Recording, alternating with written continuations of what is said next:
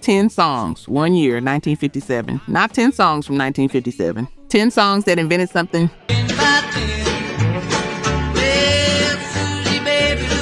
Guitar phrasing, vocal approach, lyrical nerve, recording technique that every band after them had to borrow, steal, or answer to.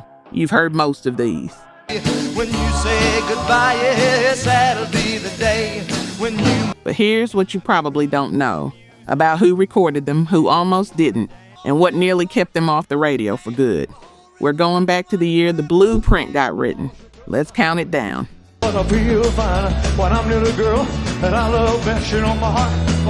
Number 10, Party Doll, Buddy Knox, 1957. Well, I saw a gal walking down the street, the kind of a gal I love. Here's a fact that sounds impossible. Before 1957, no rock and roll artist had ever reached number 1 with a song they'd written themselves. Not one. Every single chart topper in the genre had come from a professional songwriter. Artists were performers. They didn't write.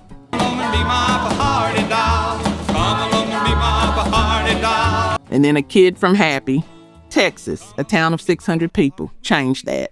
Buddy Knox wrote the first verse of Party Doll when he was 15 years old.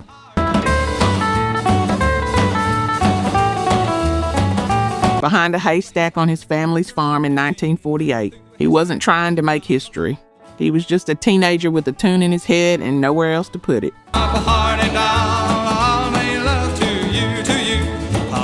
He held on to that song for almost a decade, and in 1956, at West Texas State University, he recorded it with his college bandmates at Norman Petty's studio in Clovis.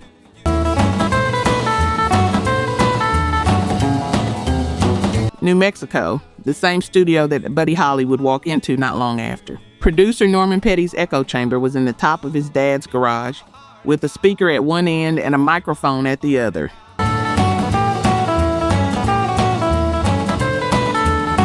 Every time a truck passed outside, it sounded like it was in the room with you.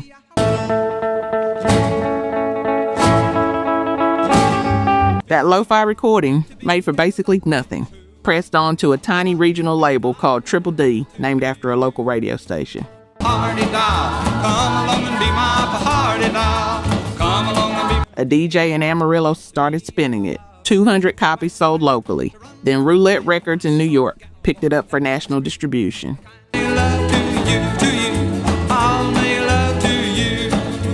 By April 1957, Party Doll was number 1 on the Billboard chart. Gold record, over 1 million copies sold.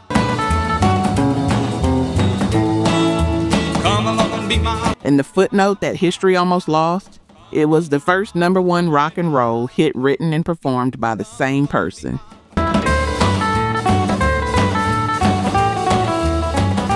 The artist-songwriter, the thing that would define rock and its entire lineage, from the Beatles to Dylan to literally everyone, started in a haystack in Texas in 1948 by a 15-year-old who didn't know he was inventing a template. Fingers are through my hair, come along and be my party doll. That feels like something they should teach alongside everything else about this era, but they mostly don't. And if you're nodding right now, you know exactly what I mean.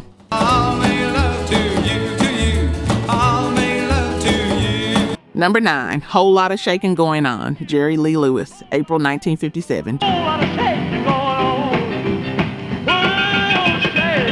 Jerry Lee Lewis recorded this in one take, no rehearsal, no dry run. Come on, honey, we gotta move out home. His bass player, who was also his cousin, who was also about to become his father-in-law, if you know the story, just leaned over and said, "Hey Jerry, do that thing we've been doing on the road." Honey, shake, shake, baby, shake.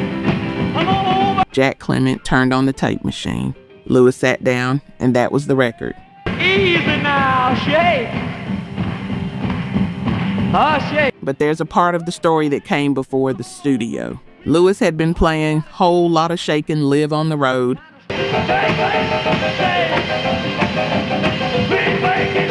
And the legend goes that one night, playing behind a screen at a rough club in Osceola, Arkansas, to a crowd that was throwing bottles when they didn't like the music, they ran out of songs.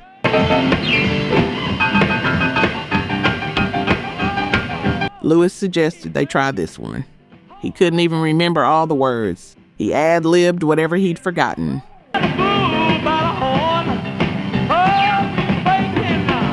The crowd went quiet, and then the crowd asked them to play it again. 23 times. They played that song 23 times that night. Jump around just a little bit.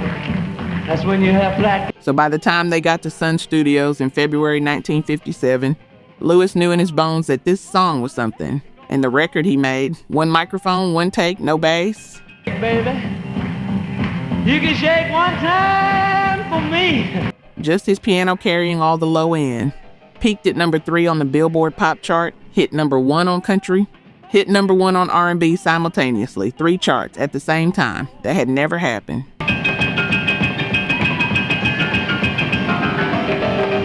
Now here's the wrinkle. The song wasn't his. It was written by a guy named Dave Curley Williams and first recorded by R&B singer Big Maybelle in 1955 with a young producer named Quincy Jones on that original session.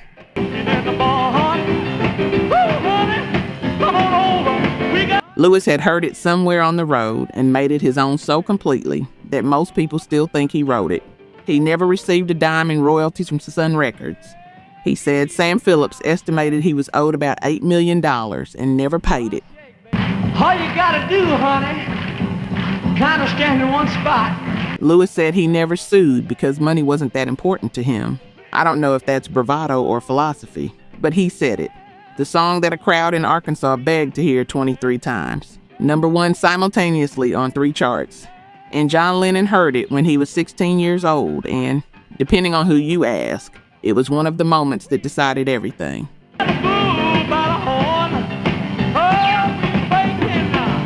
Let's look at the numbers. Only 9% of you are actually subscribed.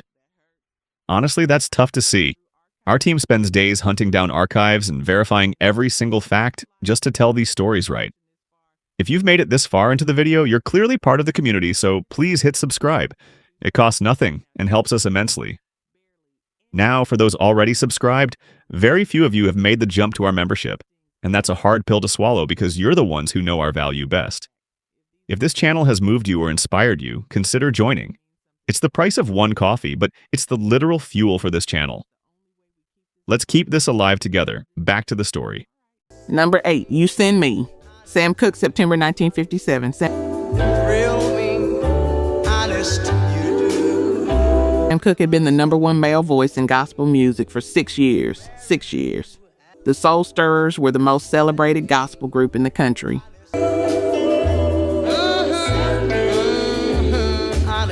And Cooke was their lead singer, the one who made believers out of people who hadn't decided yet. Now I find myself wanting.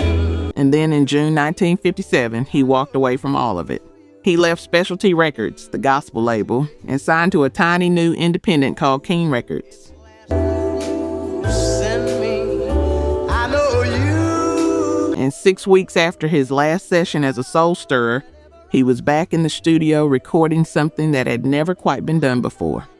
First I thought it was infatuation. Taking the emotional architecture of gospel, the swell, the repeat, the vocal conviction, and wrapping it around a secular love song. Lasted so long. Now I find You Send Me was recorded on June 1st, 1957 at Radio Recorders in Hollywood. It was actually supposed to be the B-side.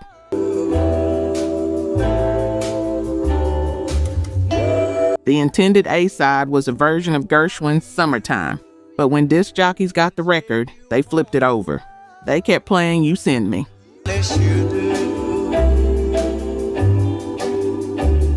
It hit number 1 on both the pop and R&B charts. Over 1,700,000 copies sold.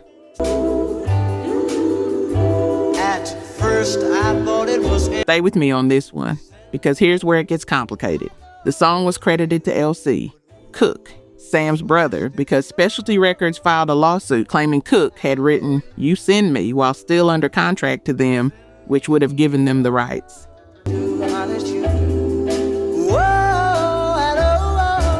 Sam's claim was that his brother wrote it. The real authorship was disputed for years.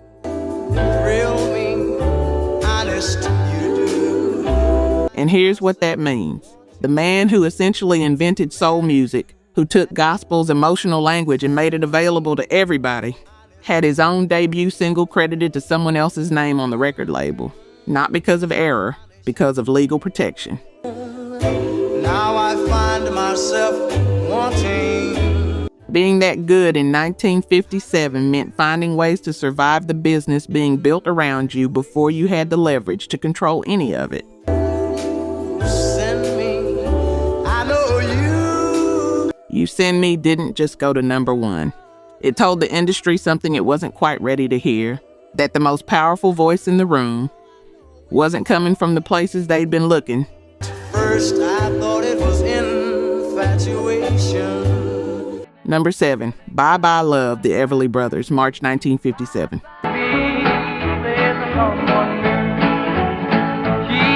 The song had been rejected 30 times.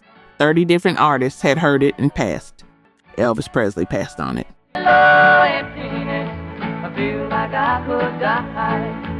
Porter Wagoner was set to record it, but the session fell apart over a chord change the writer wouldn't concede. Act after act, label after label, no.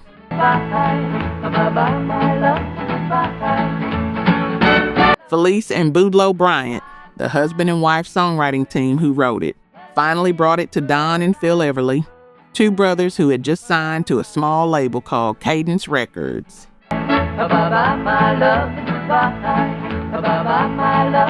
The brothers weren't told about the 30 rejections. They weren't especially enthusiastic about the song either, honestly, but they had nothing else to cut.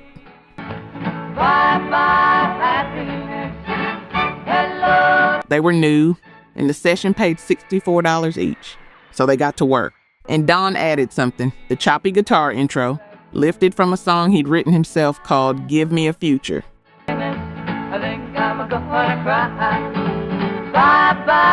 That intro changed the whole feeling of the record. That's the thing you can't manufacture in a professional songwriter's room. The small accident that makes something sound like nobody else.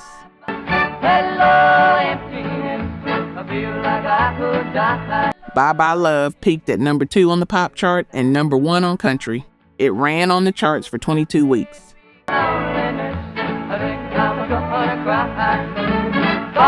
Their first record for Cadence, the one that 30 artists rejected, and something else.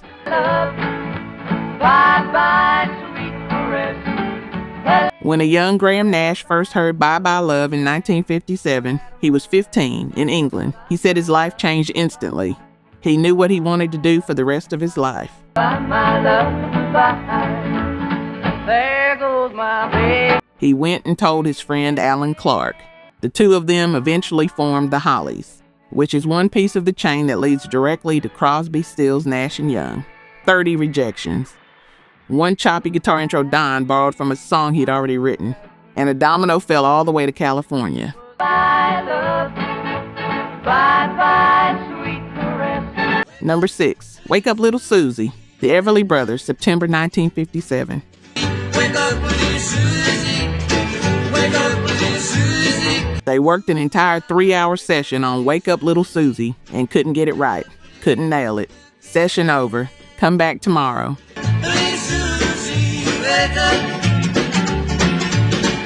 They came back the next day, set up and recorded it in one take. The Bryants had written it as a simple story.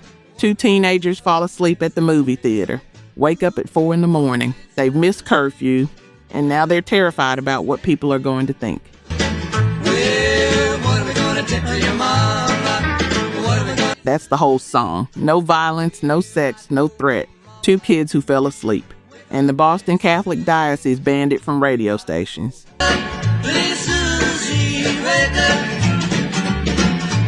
Don Everly got a call saying the song had been pulled from Boston stations. He said he thought it was absurd. To me, they just fell asleep at a movie. But you know how moral panics work.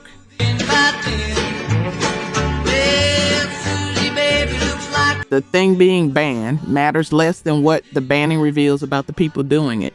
Wake Up Little Susie hit #1 on both the pop and country charts on October 14, 1957.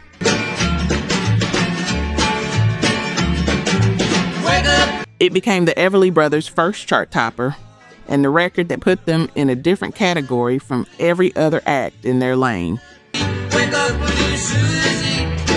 Wake up, little Susie. The harmony they built since childhood, raised on country radio, sons of an accomplished guitarist, wasn't just technical, it was biological. You can't learn to sing like that in a studio. You grow up doing it. We fell asleep by goose and scooped our reputation is shot. Here's the thing about that era. The adults who were trying to stop rock and roll from reaching the kids, they kept targeting the least dangerous thing in the room and calling it a threat, a song about falling asleep at the movies. Meanwhile, the actual fire was burning everywhere else. Susie, well, I told you, Mama, that you'd be. In 30 years, Don Everly would go back to Boston and play Wake Up Little Susie at the Boston Common. He introduced it by saying, "Here's a song that was banned in this city in 1957. And it just sounded like a harmless little ditty. How far we've come," he said. Ooh la la, wake up, little Susie. Wake up, little Susie. Number 5, Searchin', The Coasters, March 1957.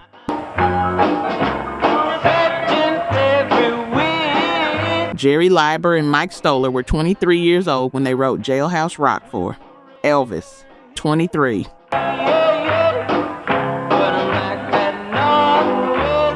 And in the same year, the same impossible overflowing year, they sat down and wrote Searching for a group called the Coasters. The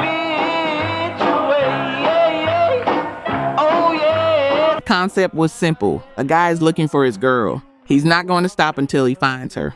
He's going to chase her down like every private detective he's ever heard of. Sherlock Holmes, Charlie Chan, Sam Spade, Joe Friday.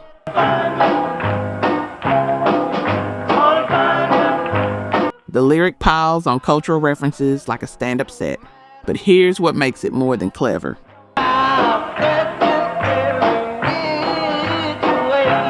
The recording was made in Los Angeles on February 15, 1957, and when it hit everywhere. It went to number 3 on the pop chart.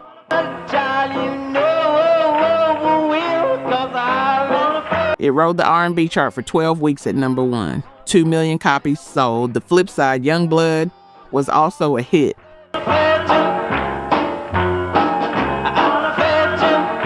Both sides of the same single charting simultaneously, with disc jockeys switching back and forth as if they couldn't decide.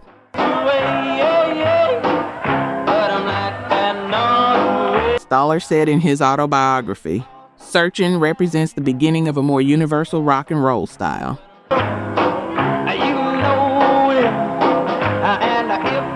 What he meant was this: the Coasters weren't just recording for a black audience or a white audience. They were recording for an audience that didn't exist yet, one that rock and roll was in the process of creating.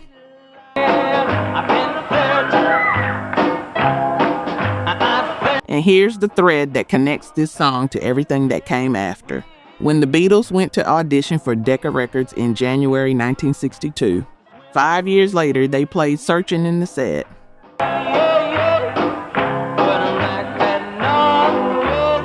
The song that Leiber and Stoller wrote for the Coasters in 1957 was still in John Lennon's hands when he was trying to get his first record deal. That's not trivia. That's transmission. That's how the music moved. Decca turned the Beatles down anyway, which is a separate kind of story.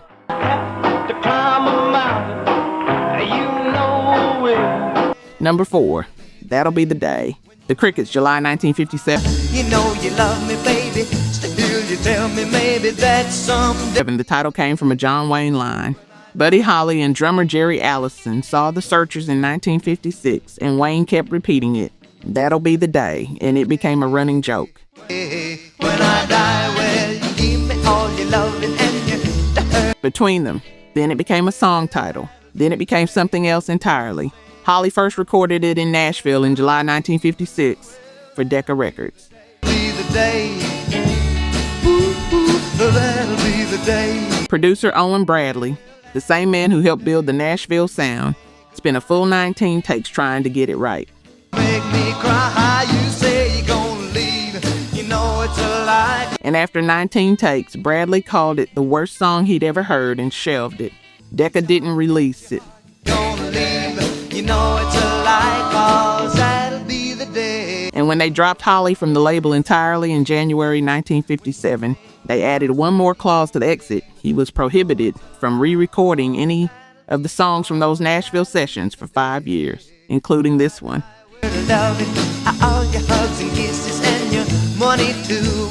But Holly knew the song was a hit. He knew it in his bones. So he went back to Clovis, New Mexico, Norman Petty's studio, with a new band called the Crickets.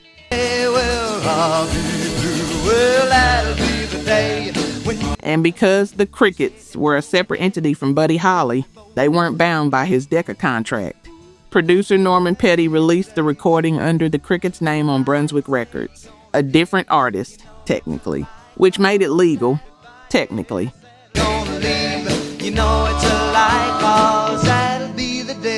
The song the producer called The Worst He'd Ever Heard went to #1 on the Billboard Pop Chart in September 1957.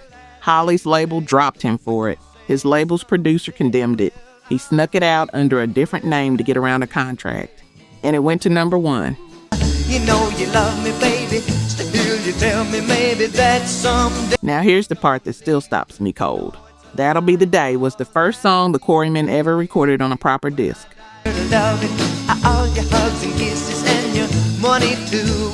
A little garage studio in Liverpool, 1958. John Lennon, Paul McCartney, George Harrison, not yet the Beatles, laying down their first real recording of a song. They chose this one. The song that Owen Bradley said was the worst he'd ever heard. Say goodbye, yes, that'll be the day when you made me cry. That song, rejected, shelved, snuck around a legal wall, is on the demo tape that became the Beatles. You ever feel like you're watching something happen in real time and nobody in the room knows what it is yet? That'll Be the Day in 1957. Yes, that'll be the day when you make me cry, you say. Number 3, rock and roll music. Chuck Berry, September 1957. I have no kick against modern jazz. Chuck Berry recorded this in May 1957 in Chicago with Willie Dixon on bass. Chess Records put it out as a single in September.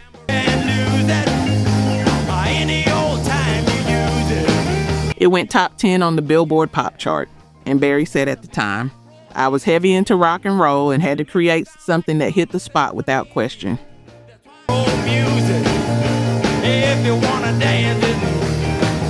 He didn't write a song about a girl. He didn't write a song about a car. He wrote a song about the music itself, about a guy who will only dance to one thing, who doesn't want jazz or sweet melody, who wants rock and roll specifically and will reject everything else. That's a manifesto, 3 minutes long, distilled into a guitar riff. From a wooden cup, and everybody got all shook up. And here's the thing about that riff. Berry was a jazz-trained guitar player. His heroes were Charlie Christian and other sophisticated players who played in big bands and bop groups.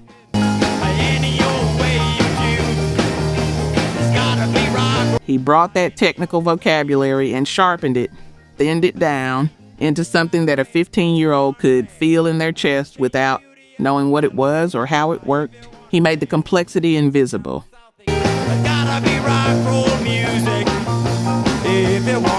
That is one of the hardest things to do in any art form. The Beatles were playing this song live before they were the Beatles. According to music historian Mark Lewisohn, the Quarrymen were performing rock and roll music in their early sets. The country folks, they had a jamboree, drinking homebrew. And when the actual Beatles finally recorded it for their Beatles for Sale album in 1964, they cut it on Chuck Berry's birthday. Whether that was intentional or not, I have no idea. But it feels like the kind of thing that couldn't have been accidental.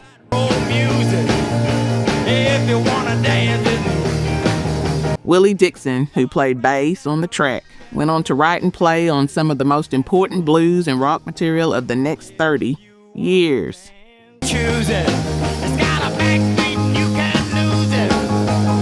He's essentially holding down the bottom of this thing from underneath, invisible to most people who've ever heard it. From a wooden cup, and everybody got all shook up. Some of y'all have a very specific memory of this song. A specific car, a specific summer, a specific window rolled down. You know the one. And if that's you, drop it in the comments. I want to hear about it. If you wanna dance with me, Number 2, Jailhouse Rock, Elvis Presley, September 1957. Jerry Lieber and Mike Stoller were 23 years old when they got the call. MGM had a new Elvis movie in production and needed songs for the soundtrack. Lieber and Stoller had just established themselves as R&B songwriters in Los Angeles.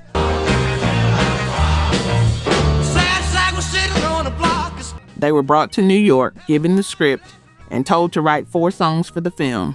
They wrote the song for the scene where the inmates put on a show. They called it Jailhouse Rock.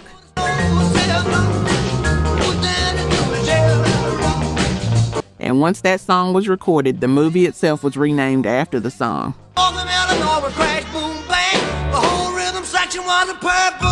Elvis tracked it on April 30th, 1957, at Radio Recorders in Los Angeles.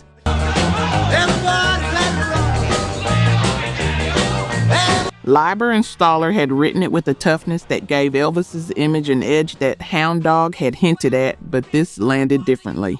The rhythm section, the break, the directness of the lyric, all of it.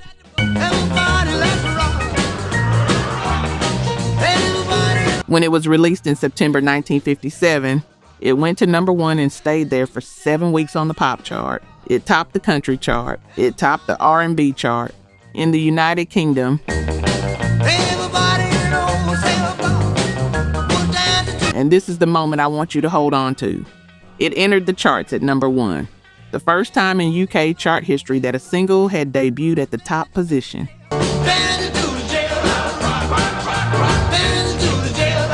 It didn't climb to number 1. It arrived there on the first day. That fact still sounds impossible. It debuted at number 1. Nobody had done that.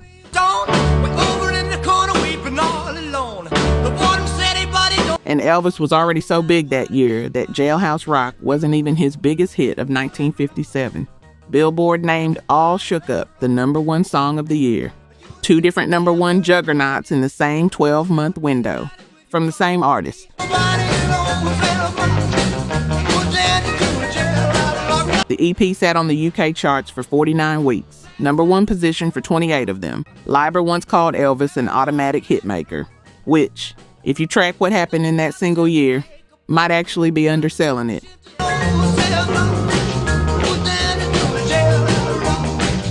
Number 1, All Shook Up, Elvis Presley, March 1957. On my own 2 feet, who do you think of when you have such a look I'm in love?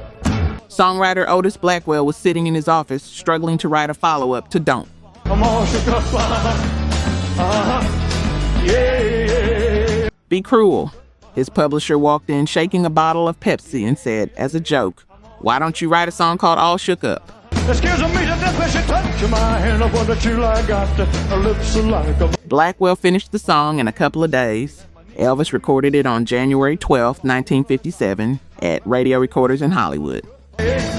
Oh, please don't ask me what's on my mind. I'm a little shook up. RCA Victor released it on March 22nd.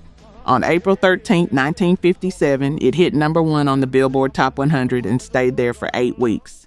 Then 9 weeks, depending on the chart. Oh, please don't ask me what's on my mind. I'm a little shook up.